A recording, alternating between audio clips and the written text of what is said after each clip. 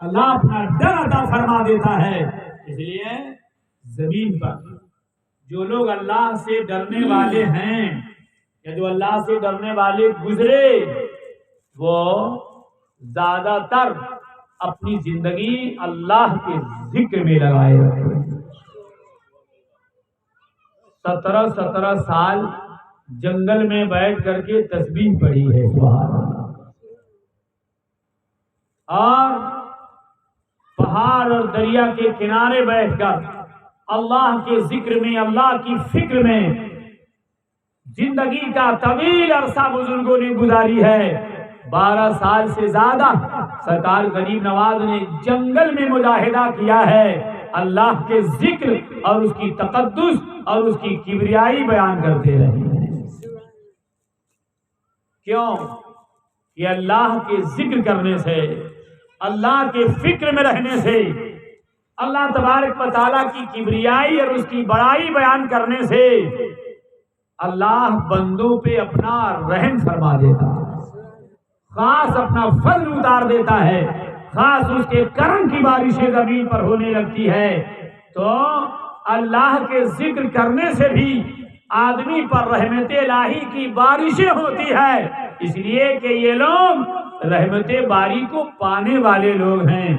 اور یہی لوگ, انہی لوگوں کا تذکرہ اور ذکر جب قرآن شریف کے اندر پڑھا جاتا اور ذکر کیا جاتا ہے, ان کے توسل سے جب بھیک مانگی جاتی اور دعائیں مانگی جاتی تو اللہ تبارک و تعالی ان کی مراتب و فضائل, ان کے خشیت الہی, ان کے عشق رسول, ان کے تقدس, ان کی پاکیزگی اور ان کے اعمال کی خوبصورتی کی وجہ سے اللہ تعالی بندوں کے اعمال کو خوبصورت بنا دیتا ہے, اس کے اعمال میں لذت, عبادت کے اندر برکتیں پیدا فرما دیتا ہے.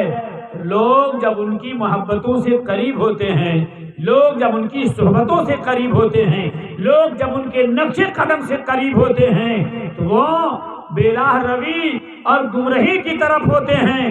تو جب ان کے قریب ہوتے, ان پر قربت کی ان کی قریب جب ہوتے ہیں تو اللہ ان کی صحبتوں کے برکتوں سے ان کے گناہوں کو معاف کر کے ان پر بھی رحمت کی بارشیں عطا فرما دیتا. سبحان اللہ, ان پر بھی کرم کی بارشیں عطا فرما دیتا.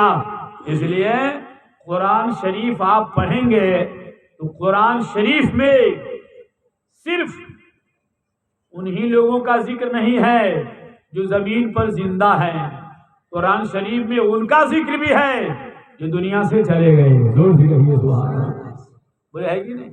قرآن شریف میں نبی کا ذکر بھی ہے, اولیاء کا ذکر بھی ہے, صحابہ کا ذکر بھی ہے, شہداء کا ذکر بھی ہے, اور قرآن شریف کے اندر بزرگوں کا ذکر بھی ہے.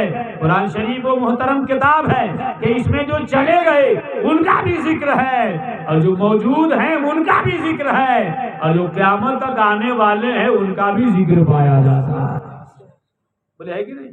آپ قرآن پڑھیے, قرآن کے اندر بھی حقائق اور قصے بیان کیے گئے ہیں تاکہ لوگ ان قصوں کو سن کر عبرت حاصل کر لے.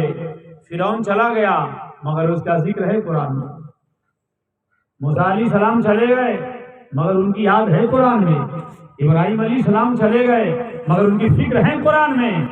حضرت زکریا علیہ السلام چلے گئے مگر ان کی یاد ہے قرآن میں. حضرت لوط علیہ السلام چلے گئے مگر عذاب جو ان کی قوم پر نازل ہوئی ان کا ذکر ہے قرآن میں. حضرت موسیٰ علیہ السلام چلے گئے مگر ان کے ذکر و فکر اور خشیت الہی کا حکم ہے قرآن میں. اسے پتا چلے گا آپ کو کہ جو دنیا سے چلے بھی گئے ہیں ان کے بعد قرآن میں اس لیے تذکرہ کر دیا گیا کہ ان کا حوال سن لو. جو پہلے زمین پر زندگی گزار کر گئے, اگر انہوں نے اللہ کے ذکر و فکر میں اپنی زندگی گزاری تو خدا کیسے ان سے راضی ہو گیا, اور اگر ان لوگوں نے اللہ سے بغاوت کی اور اللہ کی نافرمانی کی تو کیسا دردناک اور بھیانک عذاب ان پر آیا. تو دنیا سے ان کا نام و نشان اللہ نے مٹا دیا. اللہ نے دنیا